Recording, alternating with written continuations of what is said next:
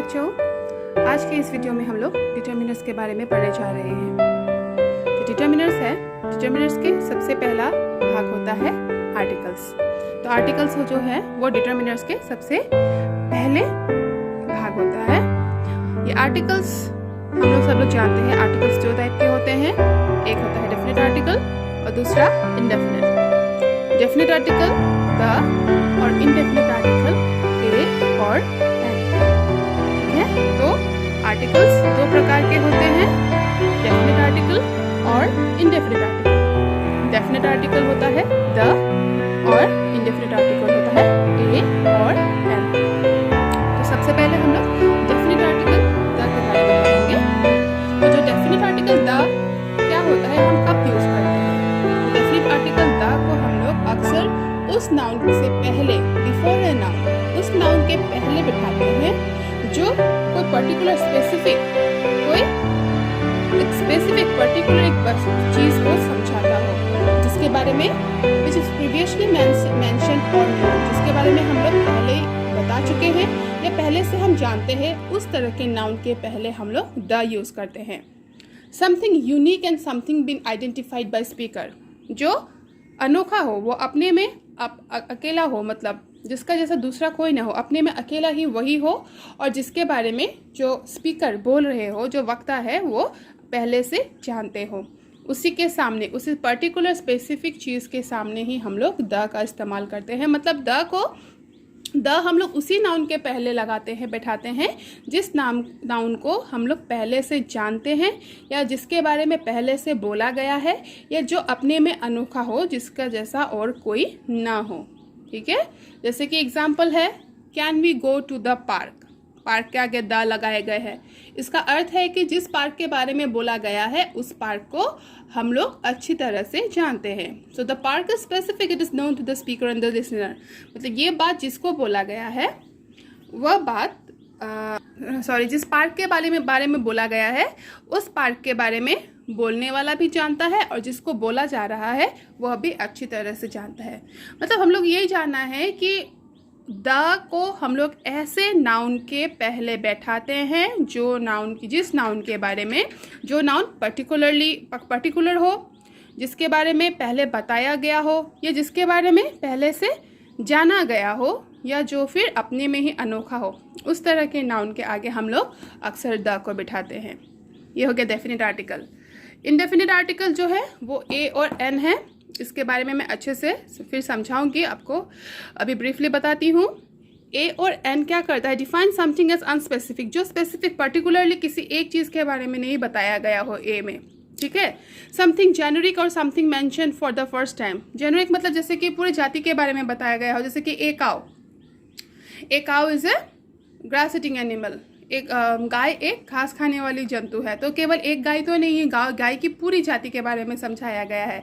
तो something generic मतलब उसके पूरे बरादरी को समझाने के लिए अगर बताया जा रहा हो, या फिर जिसको पहली बार हम लोग यूज़ कर रहे हैं, उसी क्षेत्र में, उसी मामले में हम लोग ए या एन यूज़ करते हैं। ए कॉन्सोनेंट साउंड के पहले और एन वॉवल साउंड के पहले। इसके बारे में मैं और बताऊंगी आप लोगों को विस्तार से। जैसे कि एग्जाम्पल मैंने दिया है, can we go to a park. A park मतलब इसमें जिस पार्क के बारे में बोला गया है वो कोई भी पार्क हो सकता है, कोई भी पर्टिकुलर किसी एक पार्क के बारे में मैं नहीं बता रही हूँ। तो जो पार्क यहाँ में बोला गया है वो अनस्पेसिफिक, वो कोई पर्टिकुलरली किसी एक पार्क के बारे में नहीं बोला गया है। यहाँ के जो स्पीकर है वो कौन से पार्क के बारे में बोले, वो मतलब उसको ठीक से बताया नहीं गया है। मतलब ये पार्क कोई भी पार्क हो सकता है, लेकिन यहाँ पर अगर हम लोग द पार्क अगर बोले तो द पार्क का अर्थ है यहाँ पर पर्टिकुलरली उस पार्क के बारे में बताया गया है, जिस पार्क के बारे में जो स्पीकर जो बोल रहा है वह आदमी भी जानता है और जो सुन रहा है वह भी जानता है। ठीक है, तो ये डेफिनेट आर्टिकल और इनडेफिनेट आर्टिकल के बीच में यही अंतर है। डेफिनेट आर्टिकल जो द होता है, द क्या करता है, वह उस नाउन के आगे बैठता है जो नाउन स्पेसिफिक हो, जिसके बारे में हम लोगों को पहले से पता हो, या पहले से इसके बारे में बोला गया हो, या समथिंग कुछ ऐसा अनोखा चीज़ जो कि अपने में अकेला हो। ठीक है, और इनडेफिनेटेड आर्टिकल ए और एन हम लोग कब इस्तेमाल करते हैं, जब वह चीज़ स्पेसिफिक ना हो, ठीक है, जो पर्टिकुलर ना हो, जिसके बारे में या तो पहली बार बोला जा रहा है या फिर उससे पूरे जाति को जेनरिक तरीके से उसके पूरी बिरादरी को समझाने के लिए बोला गया हो, या फिर वह कोई भी हो सकता है, पर्टिकुलरली किसी एक के बारे में नहीं बताया गया हो। ठीक है,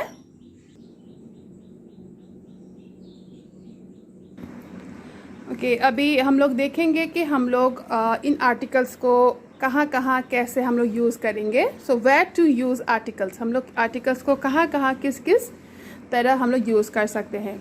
जैसे कि कंट्रीज़ का नाम अगर हो, अगर किसी भी देश का जगह का नाम हो तो वहाँ पर हम लोग अक्सर कोई आर्टिकल यूज़ नहीं करते हैं। ठीक है, जैसे एग्जांपल दिया है मैंने, she lives in India, they live in America. तो इंडिया अमेरिका ये दोनों क्या है, कंट्री के नाम है, यहाँ पर कोई आर्टिकल नहीं बैठेगा।